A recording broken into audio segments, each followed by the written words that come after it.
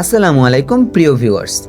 Bangladesh CID ইতোমধ্যেই ঘোষণা করে দিয়েছেন যে শেখ হাসিনা সহ তাদের অনুসারী 260 জন বাংলাদেশ থেকে পলাতক। এখন কথা হচ্ছে, তাদের এই ঘোষণার পরে যারা পলাতক তাদের ভিতর থেকেই অনেকেই সোশ্যাল মিডিয়াতে প্রচারণা করছে, অনেকেই সোশ্যাল মিডিয়াতে অনেক রকম পোস্ট করছে, যার মাধ্যমে বাংলাদেশের রাজনৈতিক অবস্থা আরও খারাপের দিকে যাচ্ছে।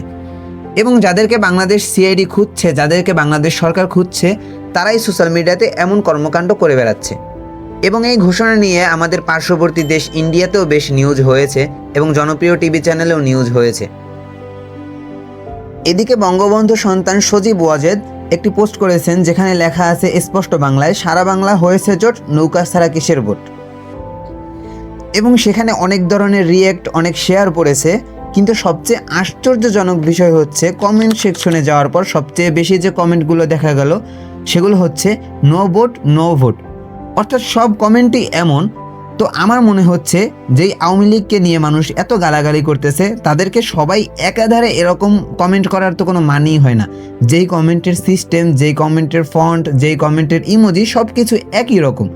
সো আমার মনে হচ্ছে যে এই কমেন্টগুলো ফ্যাক কোনো সাইট থেকে নেয়া, যাতে মানুষকে বোঝানো যায় যে আওয়ামী লীগের পক্ষে এখনও হাজার হাজার লোক আছে। এছাড়া তিনি আরও একটি পোস্ট করেছেন, যেখানে লেখা আছে ঢাকা লকডাউন, এবং ইমেজটা এমনভাবে তৈরি করা মনে হচ্ছে কি না জানো কি। এখন আমাদের কথা হচ্ছে, যেই ঢাকাতে এত বড় আন্দোলনের মাধ্যমে তাদেরকে বিতাড়িত করা হলো, সেই ঢাকাতে তারা কিভাবে লকডাউন দেবে? আর এসব বিষয় নিয়ে তাদের কিছু এজেন্ট এমনভাবে খবর ছড়াচ্ছে, মনে হয় যেন বাংলাদেশে সবাই আওয়ামী লীগ। অন্যদিকে যুগান্তর প্রতিবেদন আরেকটি নিউজ করেছেন, যেখানকার হেডলাইন হচ্ছে হাসিনার আজীবন সদস্যপদ বাতিল হচ্ছে। এবং আমরা যদি বিস্তারিত বলতে যাই, তাহলে সেখানে স্পষ্ট লেখা আছে, শেখ হাসিনাকে ঢাকা বিশ্ববিদ্যালয়ে কেন্দ্রীয় ছাত্র সংসদের ডাকসু সদস্যপদ দেওয়া হয়েছিল। 2019 সালের ডাকসু নির্বাচনে বিপুল সংখ্যাগরিষ্ঠতা নিয়ে বিজয় হয়েছিল ছাত্রলীগ। এবার হাসিনার সেই পদ বাতিলের সিদ্ধান্ত নিয়েছে ডাকসু। পরিশেষে একটা কথাই বলবো, যেই দল বাংলাদেশের সাথে এত বড় স্ক্যাম করেছে, সেই দল দ্বিতীয়বার ক্ষমতায় আসার তো কোনো প্রশ্নই আসে না।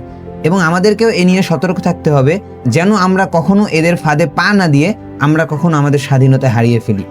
আমাদের চ্যানেলকে অবশ্যই সাবস্ক্রাইব করে পাশে থাকবেন। নেক্সট ভিউ, সত্যকে জানুন, ভয় নয় ভাবুন।